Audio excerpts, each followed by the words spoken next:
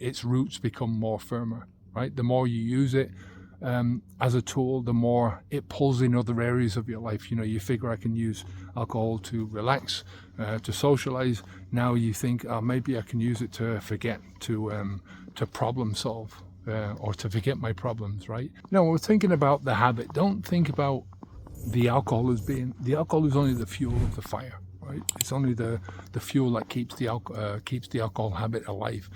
I'm calling it the alcohol habit, whereas in a lot of cases we've got a lot of different habits that we use alcohol as a fuel for. We're talking about take the alcohol habit, any habit, right? And it's basically a default behavior, right? It's default thinking. It's what we go back to. When I'm talking about default, I'm talking about the things that we go back to when so a trigger happens and the default behavior kicks in, right? That's what I'm talking about here. It's what you used to. What we're talking about is we get into our comfort zone. A trigger happens and the behavior is the comfort zone. We immediately go into that thing that we're comfortable with. What we're talking about is the path of least resistance, right? This thing happens in my life and I automatically do that. So this thing happens, it triggers this behavior. That thing happens, it triggers this thinking, and that triggers another reaction, and that triggers another reaction. So it's like putting a record on, if you remember the old records, or putting a CD on, putting a program onto your computer. If you're into games, it's like sticking a game in and your game goes in a fairly logical sequence, right? This is what happens here.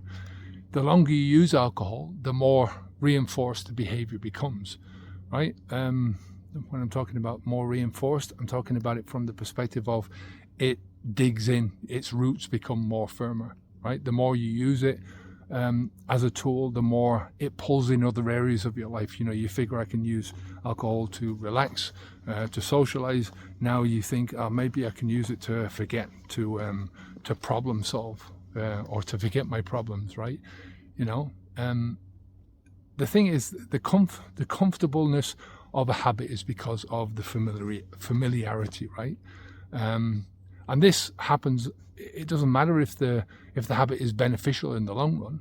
There's no moral judgment in these habits. The only thing that matters is that you're repeating the habit over and over again, and that's what keeps it alive, is your repetition. If you keep doing something, your body thinks, or your brain thinks, or whatever it is that is responsible for.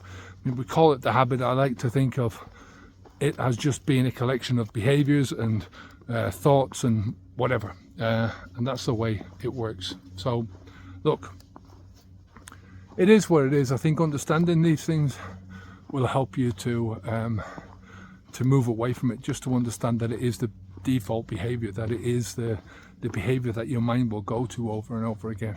So if you're looking for motivation to get out of it, it's easier to kind of crank up the motivation on the other side of it, if you get what I mean. Take care of yourself. Habitsfeed2.com. Take care. Onwards and upwards.